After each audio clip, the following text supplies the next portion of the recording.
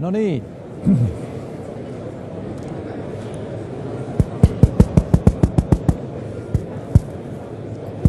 Are you hearing me? Okay. Olkaa hyvä ja istuutukaa. Kello on aika on täynnä. Meidän on syytä jatkaa, että meillä jää hiukan aikaa keskustelulle. Ohjelma jatkuu nyt saman teeman ympärillä. Minulla on ilo esitellä Juha Teperi. Tuntuu suorastaan vähän keinotekoiselta esitellä Juhaa Suomen terveydenhuollon asiantuntijalle. Hän on osa establishmenttia ollut jo vuosikaudet ja pätevöitynyt sekä ulkomailla että kotimaassa, ollut pitkään Stakesissa ja tuntee nämä asiat, mistä nyt keskustellaan läpikotaisin.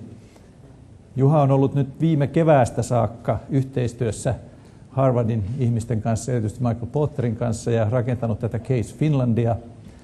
Ja nyt varmastikin kuulemme sitten yhä suomalaisemman näkökulman tähän samaan asiaan. Mutta vielä ennen kuin päästään Juhan tänne, niin haluan muistuttaa tai kertoa teille, että nämä esitykset ovat huomisaamusta lähtien Sitran sivuilta saatavilla niin, että ne, jotka haluavat katsoa niihin uudestaan ja paneutua perusteellisemmin, niin aineisto on käytettävissä. Ja myöskin sitten se, että tästä yhteistyöstä syntyvä raportti valmistuu tämän vuoden loppuun mennessä ja se jaetaan sitten kaikille teille sitten, kun se valmistuu. Dokumenttia on myöskin syntymässä. Mutta nyt, Juha, ole hyvä. Case Finland. Kiitos.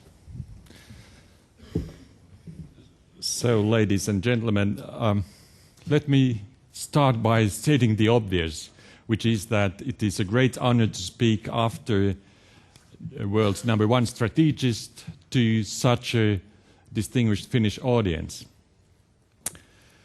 What Professor Porter and his colleagues have really done is a very insightful and revealing analysis on the dynamics which are common to all healthcare systems, and this has kind of resulted in a very compact, ideal model called value-based healthcare. What it really means in practical terms in everyday healthcare has to be interpreted in every context.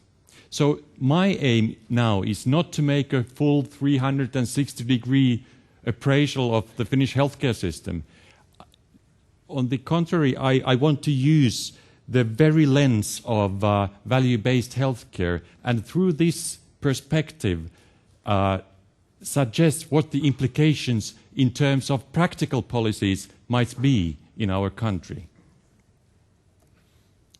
There are three broad terms or themes I'll discuss with you. First of all, the little structures and processes that should underlie all healthcare. I'll talk something about the big architecture of service provision, and then I'll talk about the position of the patient in our healthcare.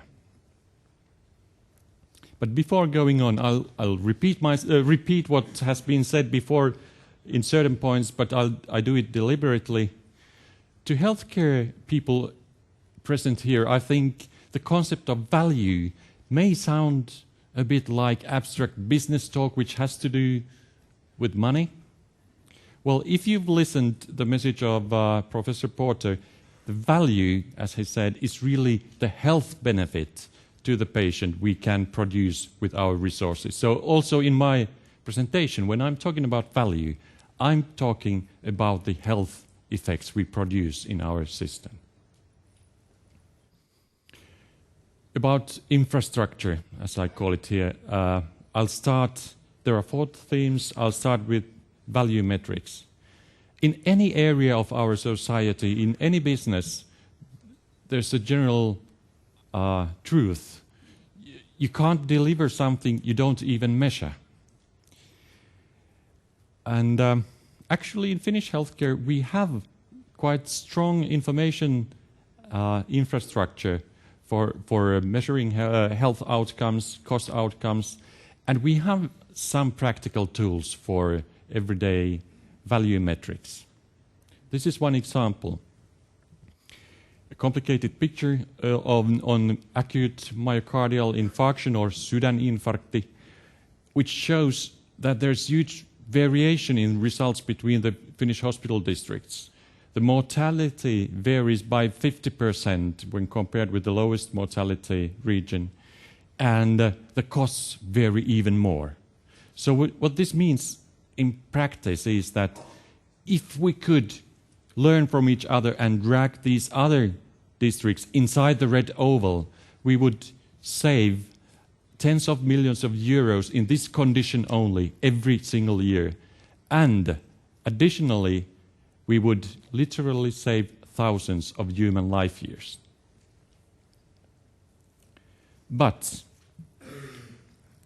do these value metrics we all already have, do they make a difference? Do they make an impact in our healthcare system? Not enough is my understanding of the situation. I propose two ways to go forward. First, expand the area covered by our metrics. Most of the healthcare activities actually are inside primary healthcare and elderly care, and there the routine measurement of value produced is at most elementary. There are some tools for this which have been developed already for some years, but unless we intensify this work quite heavily, they will remain on the research side, having little impact in the routine management of the healthcare. The other line would be searching for the links between these value metrics and the strategic management of our services. I just showed you one example of a dramatic variation. There are lots of those examples around. We have the data, but they have not really had an impact on the services. So one line of action is openly publicize the results of these measurements and comparisons. It not only empowers the patients, but it would also allow the actual decision makers, say on regional or local level, to really know that they are addressing the issues that are relevant for value creation. There are other lines of action. I'm just proposing one very quickly. Why didn't we have a link between the central government transfers to local governments and the value creation in our services? It's a long discussion, I know. I'll go further. What we really have healthcare for is to produce health, but we don't pay for health, we pay for activities, as we heard before. And this creates some problems. We don't really have incentives to get the process right the very first time. We don't have incentives to avoid unnecessary and often risky and costly procedures. A very extreme example of this lack of incentives is the fact that when a hospital does a bad job and due to poor quality care has to readmit, take a patient back to the hospital. So it is not a problem for the unit because it's just another admission and it's again more routine, more income to the unit. What I'm not saying is that this is deliberately happening in Finnish healthcare. Our professionals do have the integrity not to do this. But what I'm saying is that we don't have the organizational level incentives that would make sure that we would support the professionals in making sure we produce maximum value. So, already we have the capacity to analyze full care cycles as described by Professor Porter. Before really taking these tools to the routine billing and reimbursing business, some developmental work is needed. And in the future we have to make sure that all IT solutions, all legislation is designed to support the full care cycle approach. The easiest part to start with, it's not a total solution. We could go to this to the direction of care cycle-based reimbursement to specialized care units. Not to go deeper in this aspect, I have to say that this only works if it is coupled with sufficient value metrics, because otherwise these units with fixed payments will start rationing the services. But now I'll go on and start and give you some points on innovation. There are simple facts which show that we can't just go on doing the same old things just a little bit better. Aging is just one of the huge megatrends which makes it quite clear that no matter how fine our economy grows, it will not grow in the pace of the growing demand for services. And on the other hand side, the processes will also in the future depend on human workforce, and you can't endlessly just technically improve the efficacy of these processes. So logically, you end up with only one understanding. You need totally new ways to deliver services, which we often call service innovations. And there's a dilemma here. Clinical medicine has been one of the most intensive spheres for innovation for decades in any country. And yet, many of the organizations and processes look like they did, say, 100 years ago. So, and we know we have the supply side of the innovations. We've invested a lot in programs and projects, creating these new processes. But the problem seems to be the implementation, how to get them into use. So what's the problem? Do we have the problem on the demand side of the innovations? Because organizations are a bit like we all are, reasonably clever and somewhat lazy. And we only change our ways when we have to. So, there are many instruments for strengthening demand for innovation. One of them could be new ways of procure services with longer-term contracts which are based on value creation, not buying little procedures and processes, buying from private or public providers. This would give the incentive for the providers to really find new solutions for their service processes. Obviously, rewarding those providers with best value will increase the uptake of competition innovations. I'll come back to the theme of competition a bit later. Now, some words about health information technology. When we look around, information technology is really not only changing service processes, it's changing organizations and then whole industries. But in healthcare in Finland and in other countries, this redesign remains to be done. And there's a dilemma again, in Finland, I mean. On the other hand, we have this population which is very IT literate, which has very supportive attitudes, which loves their mobile technology. It creates a background for being world leader in this area. And on the other hand side, the very fragmented ownership of service delivery impedes the rapid improvement. What should we do? I'm not saying we are not going further. Just during the very last years, we have made some very important steps which are paving the way for more fundamental changes. But still, given the very fundamental potential for major breakthroughs through use of IT, we should really intensify the investment in IT. And this would, in my understanding, meaning that we both define and communicate our strategic goals on a very high level and then invest in a concerted fashion to this area radically more than we do at the moment. Let's go to those big structures. I'll talk to you a bit about primary healthcare, about specialized services, and then go down to competition.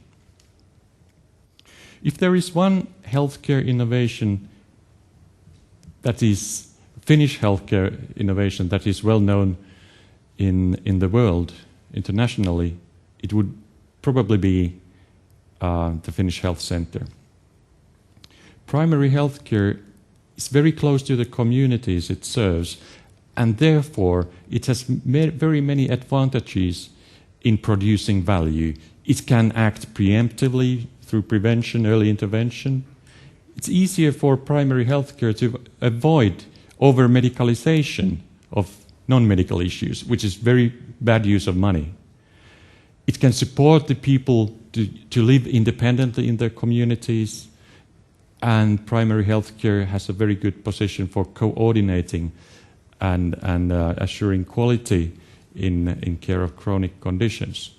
But now, this is a bit complicated picture, but because it's a very alarming warning signal, I want to show it to you. This is about population-level value metrics, showing the development in the kind of deaths that should have been prevented by well-functioning primary health care.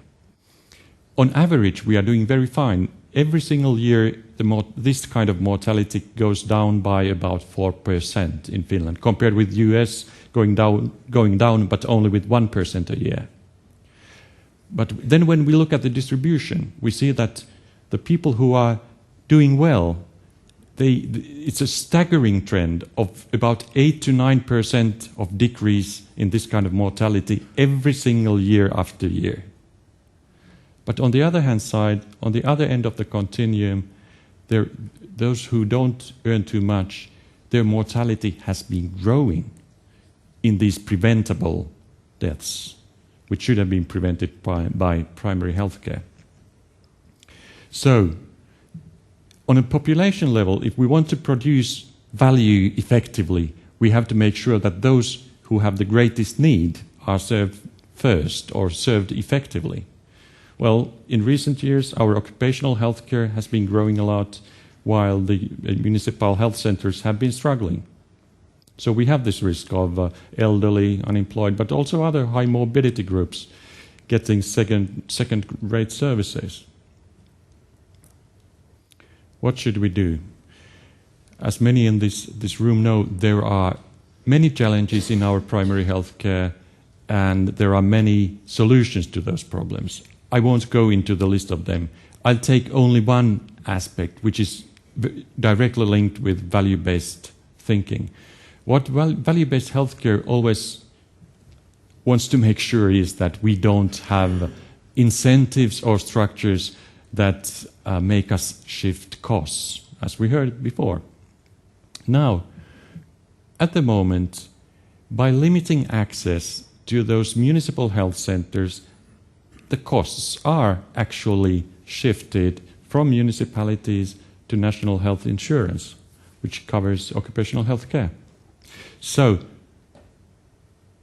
without jeopardizing the achievements of the occupational health care, we have to find ways to remove this incentive to shift costs. We have to think in a new way of our funding of primary health care. Well, this is a table with lots of little numbers. The message really is that in our hospitals we do quite demanding surgical procedures in tens of hospitals. A given procedure can be delivered inside one hospital district in quite a few different units. So this leads to a situation where in some operations even more than half of the hospitals do less than one single case of this procedure in a week's time. And this can't be good for the value, because as we've heard, in technically demanding procedures, volume is a prerequisite for quality. Because when producing services in small quantities, you can't optimize the skills and teams and processes. It's obvious. But our regional organization has now led us to a situation where all units provide all services, no matter how small the volumes are. So, definitely, there are areas where we could proceed quickly towards units of excellence, where hospitals would invest in specialization and simultaneously municipalities would be actively encouraged to search for best value further afield, not just in their so-called very own hospital. Well, then again I have to say that, first of all, this only works if you have proper value metrics in place. You have to invest also in integration a bit more when using this kind of a system. And there are always certain types of services that can't be centralized, as it's called in Finland. But this could be one way to go in very many areas. Now let's go to competition. Our municipal healthcare structure combines two things. The other one is the integration of service funding and provision. And the other one is geographically defined user populations.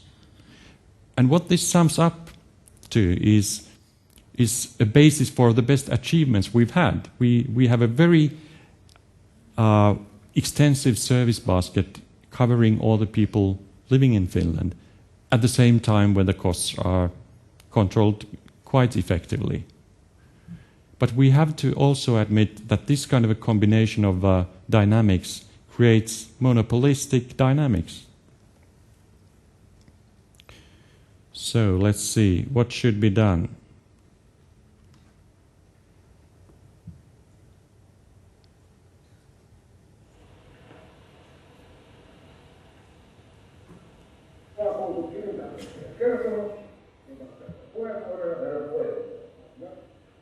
Nyt on tultu siihen pisteeseen, että meidän on pakko nostaa systeemiä.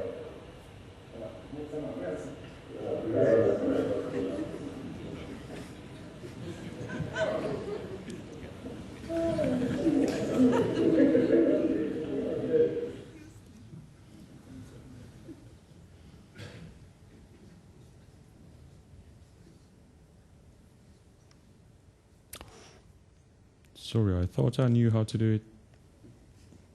Now Patty's on the table. Yeah. Sorry, I can't see. Okay.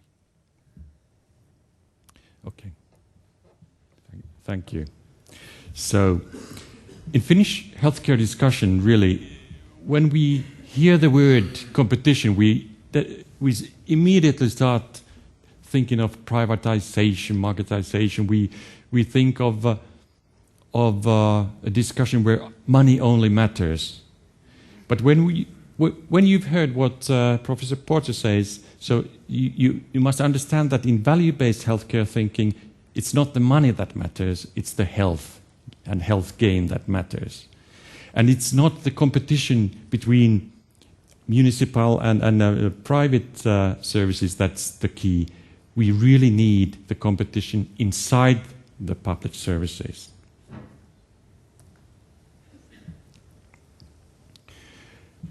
When having more competition in our services, we have to make sure that we don't jeopardize the achievements we have. So we take controlled steps towards a bit more competition after each step. They could be in the lines of loosening those geographically defined monopolies. It could be other ways of increasing diversity in service production, and one of the ways to go is increasing patient choice. Well, if you do it in a controlled manner, you would obviously go for the areas where the benefits are to be highest, and that's probably high-tech, high-cost specialized care. And here again, this only works if you monitor the value created. New Healthcare Act now in the pipeline will create more room for the competition. That's what we know. We don't know how much competition kind of the dynamics will be produced in the end. But my guess is that in the long run, our political decision makers will face another question, which is that should our hospitals be transformed to, if not totally independent organizations, to organizations that are a bit further away from the municipal ownership? Now, the last theme is about patient. To be honest with you, all healthcare systems, including the Finnish one, are inherently patronizing. The patients are in a vulnerable position. They depend on the system. The professionals have all the knowledge. And one of the functions of the healthcare system is really to ration the services, to decide who gets what kind of services. And when the organizations don't really have to compete to get customers, this makes the dynamics very organization-centric instead of patient-centric. But we have compelling reasons to have the patient in command. There are general reasons like human rights and rights as a taxpayer and so on. But really, there are many reasons that are directly linked with value creation. Well, value through prevention really depends on the patient actions, but it's also a value of care that really depends on the actions of the patients. There's lots of research showing that patient preferences, when you really get the patient to decide which treatment mode is the best one, the most value is created. We know from empirical research that informed patients want to avoid excessive care more than their doctors. And active patients, again, can push for more competition in terms of value. So, we have to find our ways to coach the patient to make the healthy choices, to manage his or her chronic condition. We have to support our patients to choose not only the treatment but also the provider. We have to support in this the patient in this task. No one can be left alone. And letting more power to the patients cannot lead to a situation where those with the loudest voice get the best services. That's for sure. That's a clear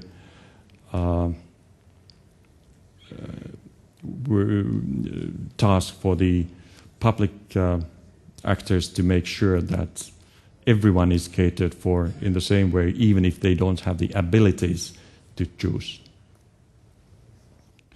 So, summing up, I would start by saying that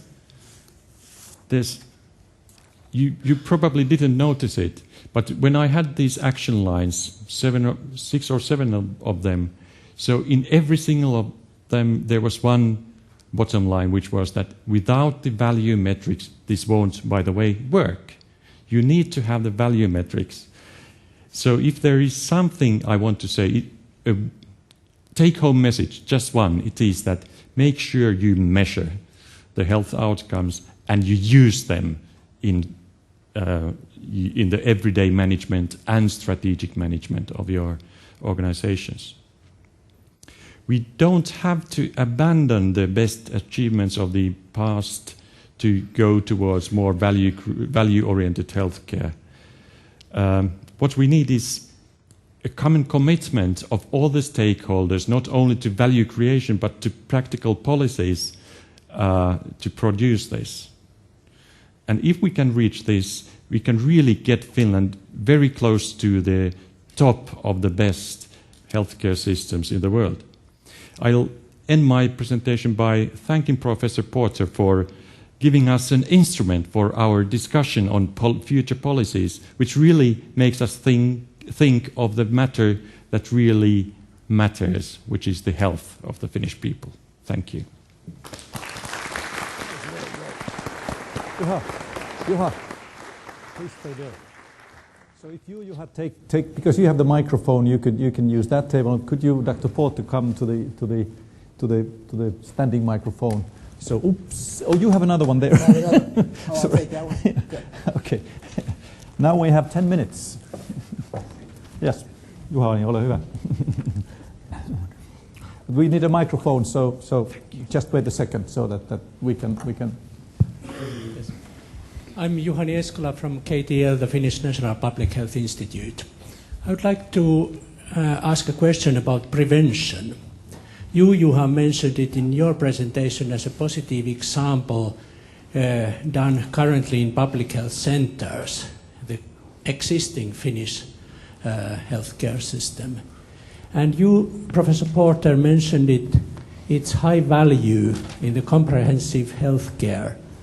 But then you kind of forgot it in the rest of your presentation. All your examples were taken from patient care and treatment of diseases. Would you please care to comment a bit, how does prevention of diseases and promotion of health fit into your proposal? Well, let me start, and what I've just learned is we should let the real expert talk here, so I'm going to try to follow that rule. I talked about treatment of sort of a diagnosed condition because I think that's sort of the most vivid setting in which to understand the tremendous improvements that could be occurred if we thought about reorganizing what we do. When we talk about prevention, what we're talking about is certain kind of steps and advice that is given to patients on an ongoing basis. And I think we're also talking probably close hand in hand with prevention is screening. That is making smart investments to screen patients to see if you can spot something or some potential problem early. Even in a predictive fashion, as you understand better sort of the roots of diseases. Presumably, preventative activity needs to occur in a primary care setting, by and large, or certainly in a very convenient setting that's very accessible. So I guess my bias is most preventative activity is going to take place in units that are like primary care units. And the way to encourage prevention, of course, is to actually reward providers for prevention. Right now, basically payment designs in most places really are rewarding treatment. They're not rewarding prevention. So, we have talked a lot, as we've discussed this in various parts of the world, about really creating a whole new conception of what the primary healthcare role is. That when a primary healthcare provider has got a patient, they're essentially compensated to provide a sort of a whole series of preventative activities for that patient. And that may be different depending on the comorbidities that patient might have. But in a sense, for example, if you have a diabetic patient, instead of paying for the visits or the dealing with the complications, you're essentially rewarded for actually taking good care of that diabetic patient for a year or for 2 years. And if that patient does well, if that patient has few complications, if that patient's condition is maintained well, then of course the provider is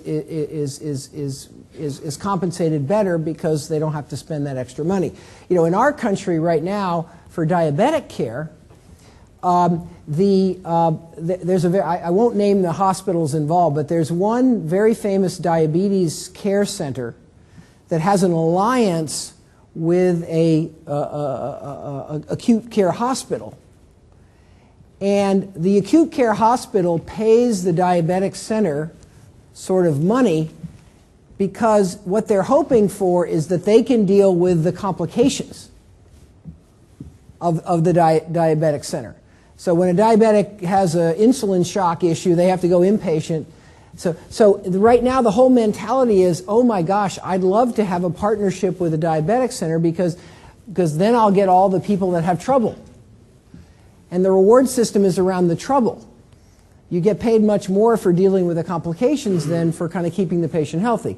Whereas we've got to turn that whole thinking process inside out. So I think this is going to involve sort of new kinds of reward structures and mentality to kind of govern the primary care practice that is the bedrock of the Finnish system.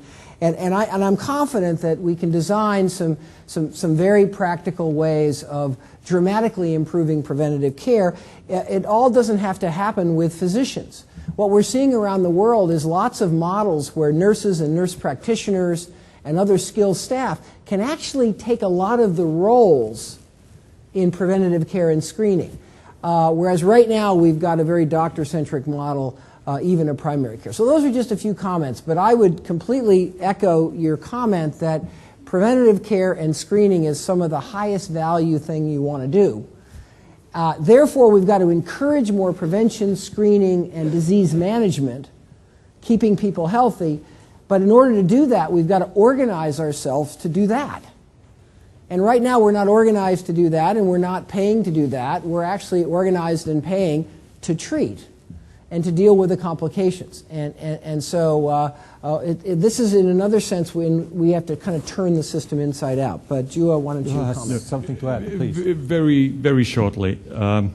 When talking about that part of prevention which really is delivered through healthcare, which is not the whole of the prevention, I said that healthcare centers are, and primary healthcare in general, are the best place to produce value. What I didn't say is that we are there yet, that we do this job well enough at the moment. But that's the place close to the community, close to the everyday life, where we can do it best when it deals with the healthcare activities. Petri Parvinen, ole hyvä. Joo, Petri Parvinen, Helsingin kauppakorkeakoulu, Helsinki School of Economics and Nordic Healthcare Group. I had a question. How do you create incentives for the public sector actors to actually arrange and start with value-based arrangements? I can imagine that a lot of organizers, a lot of providers would have a lot of incentives, but how do you create it for the public sector, for the people here who are responsible for purchasing and organizing healthcare in their respective areas? Well, I mean, I think, you know, one of the things I forgot to say in my presentation is that value is the one thing that unites everybody's interest in the system. Everybody benefits from better value. If we can improve health outcomes per dollar, per euro, then the patient is obviously better, because the patient gets better outcomes. And the person paying is better, because they're delivering better services to the citizens but having to pay less for it. And the provider who does a good job in delivering value should be better off, hopefully, because the system will reward that provider with more patients and maybe even better compensation. So value is a win-win-win-win operation. That's what's the win-win.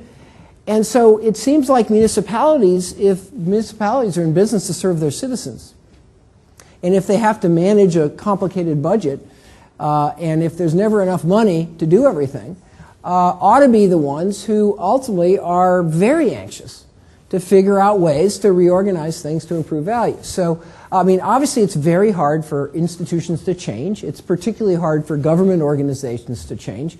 But I think if we can understand that this is not about one side winning and another side losing, this is about everybody winning.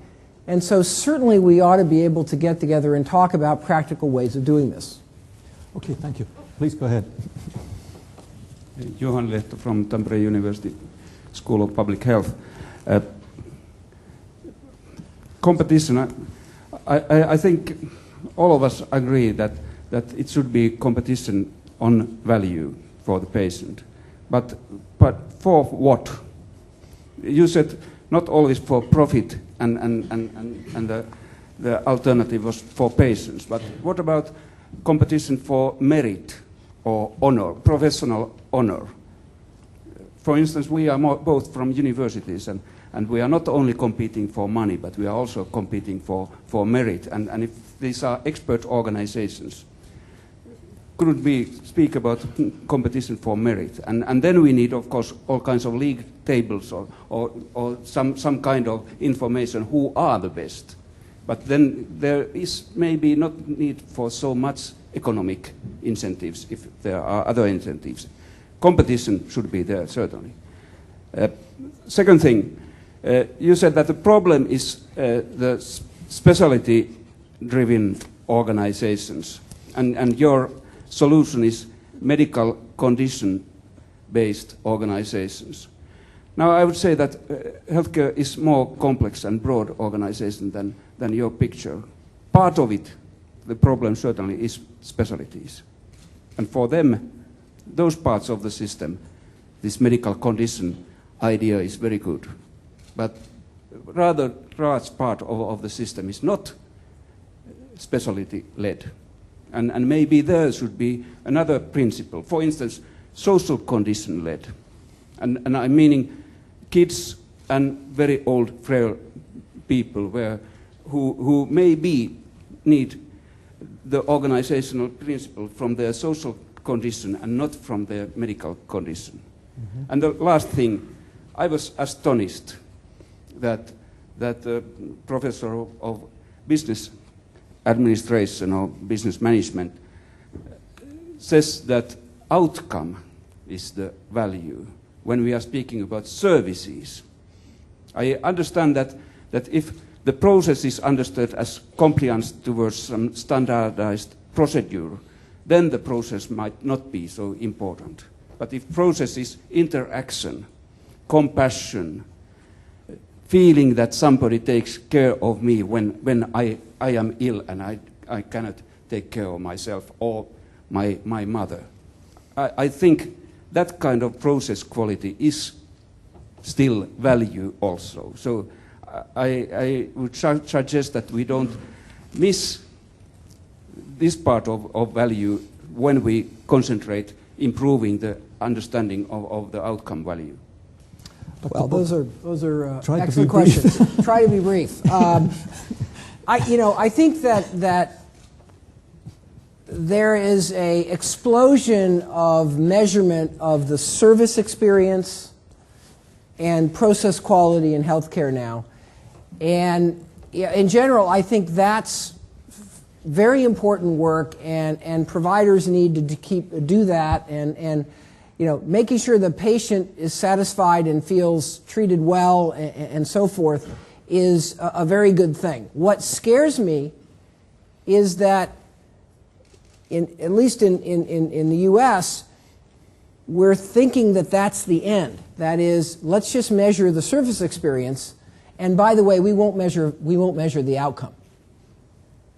And what I'm saying is that, of course, we have to keep improving our processes, and of course, we have to keep improving the service experience. But what really, at the end of the day, matters the most is actually, is the patient healthy? Did the patient do better? And if we get too focused on the process without actually measuring the outcome, we can get fooled, in a sense, about where to allocate our resources. We have a lot of hospitals in America that are competing to have nicer flat-screen TVs and, more nicely decorated rooms, and they're competing on that dimension because we're failing actually to measure the outcomes. So I'm not saying that processes aren't important. I'm just saying we also have to measure the outcomes. Your point about social condition is very interesting. Particularly in primary care models and in chronic care models, I think what we're learning is that the best model depends on sometimes the social circumstances of the patient. So for example, there's a primary care model in Boston area where they only take care of elderly and disabled patients. And what they find is that with elderly and disabled patients, it doesn't make much sense to expect the patient to come to the clinic for their appointment. It's hard to get to the clinic. It's much cheaper, it turns out, for the medical people to go to the patient's home. And they've designed a whole care model that's very high value, that it's very different than the traditional model for the normal kinds of patients. So I think you're absolutely right that as we think about delivering care, either primary care or even specialty care, the next level of sophistication is to recognize that these social circumstances or even the comorbidities of the patient can affect the way you organize. So once we get, I think this is just the next step in the process. But for me, the first big step is to move away from organizing by specific specialties and specific interventions and really reorganize around the patient's medical condition, Once we take that big step, then we're going to go further and farther. We're going to see that there's lots of ways to do it better for subpopulations, and I would wholly agree that that's a good idea. But maybe Juha can talk about the competition point. Well, I'll be extremely brief. First of all, I agree with the points made by both of you. And just one addition. In my presentation, I very shortly said that, now coming to the social condition concept, I said that primary healthcare, one of the strengths in value production is that it doesn't over-medicalize the problems that are social. And it can do it through its local networks, to the communities, other service providers. But it's a long discussion, very good point. It is a good point. Okay, Marko Knutila. First of all, thank you for excellent presentation, both of you. I'm Mr. Knutila from Turku, the former capital of Finland, and leading pharmacy chain. They were excellent presentation, but I was still missing something. In Professor Porter's presentation, in one point, I could read word pharmacy.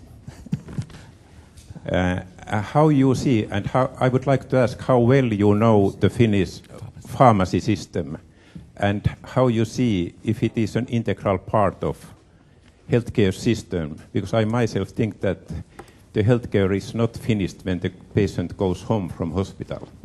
It's very important part after that. How you feel, both of you, this part? Yeah.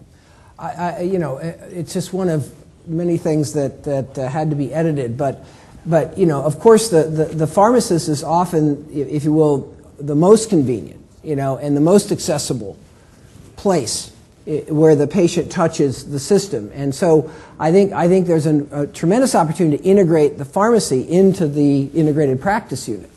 And we're now learning that one can be very much more attentive to adherence to therapy, whether the patient is actually filling the prescription, whether they're actually taking the drugs.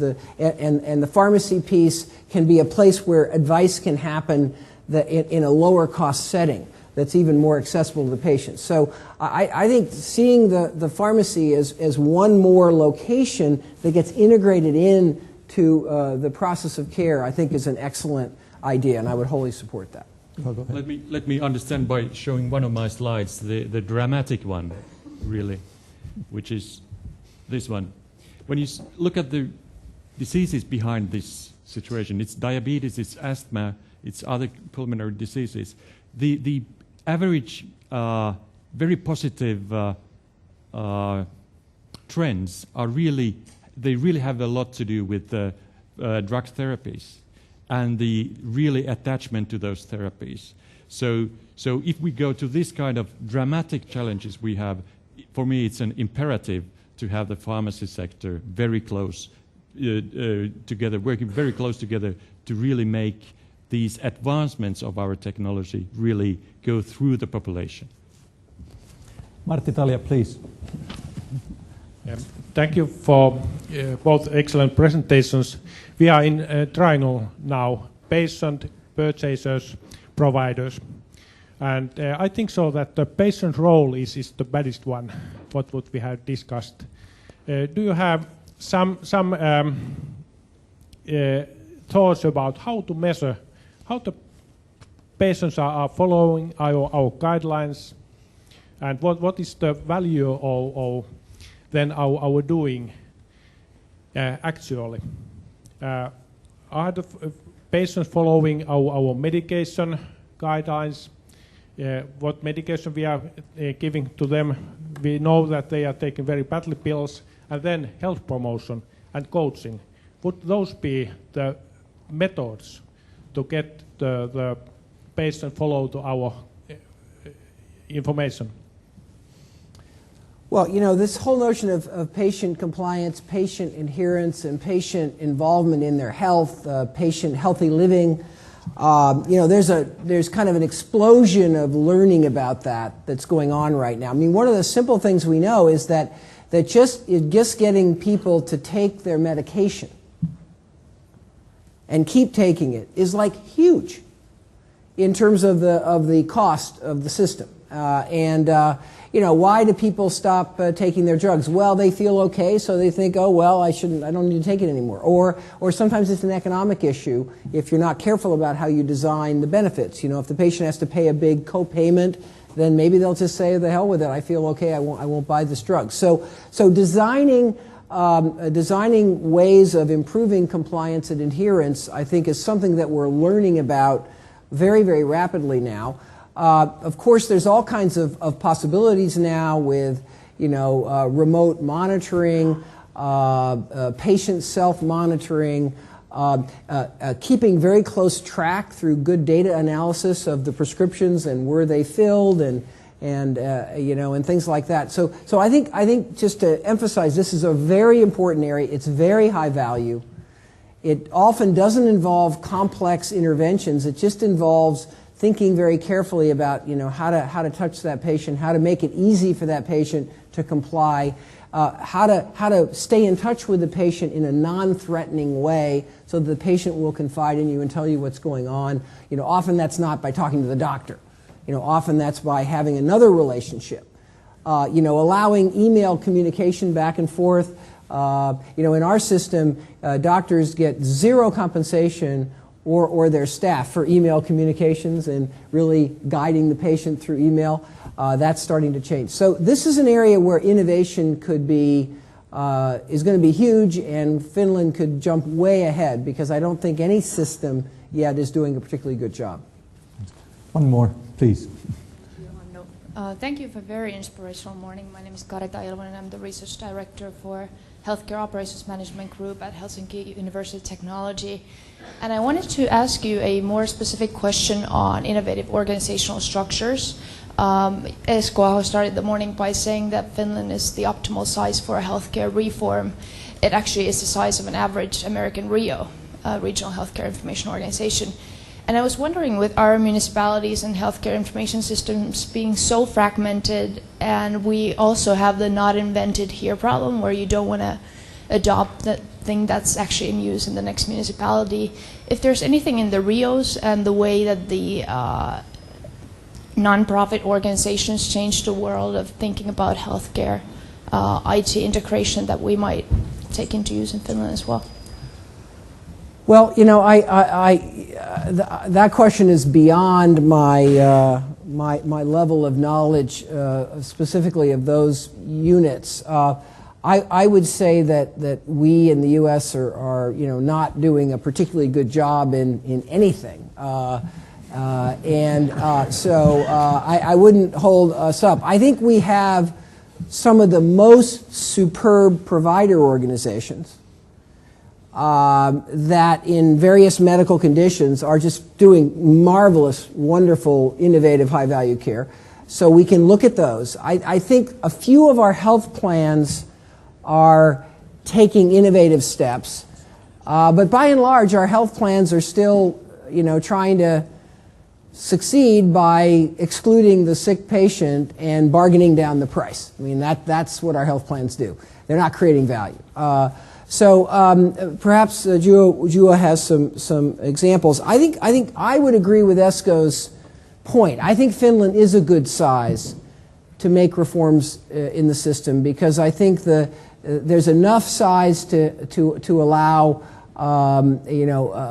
good measurement and there's enough patients to have enough volume to do most everything here in Finland at a very high level. And hopefully there's a size that allows the various leaders here and the various institutions in the field to actually work together and get to know each other and build trust and get something done. The U.S. system is so huge that it's very hard to change it except from the bottoms up. So in that sense I agree with Esko, but perhaps Juha would want to comment on your question. Well, no, thank you. Okay, I think this was a good conclusion. We are finished, and I want to thank you, everybody. Esko wants to say still something before we go for lunch. Go ahead, Esko, please. Yeah, once again, thank you, Michael and Juha. I think you made impressive presentations today, but the show must go on. I think it's good reasons to consider what to do next. I think I do not have authority anymore to say what Sitra is going to do, but I will propose that Sitra should continue this process. This white paper is going to be finalized by the end of this year. And I think there are good reasons to participate in that process at Harvard Business School when this is going to be handled and the process is going on there. And we are ready to send Finnish participation in that process. And I hope that we can agree on that with Michael. And then as far as Finland is concerned, I don't know if you are interested, but I can imagine that the leadership of Sitra, present and future, is ready to provide an opportunity to meet again and to discuss this white paper together and to discuss what kind of conclusions we can make. Because when listening to Juha's presentation, it's easy to understand that Michael's framework is able to be translated in a form of program in Finland quite easily. My question is, how many are, who of you is interested to participate if that kind of opportunity will be available? Sounds good. All right, we will do that, and it means that the next steps will be taken at Harvard Business School sometimes in the beginning of next year, and roughly in the same time we will join again. I don't know if Michael will be here, but somebody from business school in any case will be here, and we will move on. I think discussion has now been opened. This has been an excellent event, and I think we are especially thankful for Michael. You made great work, and Juha is a good companion for you. Thank you so much. Thank you.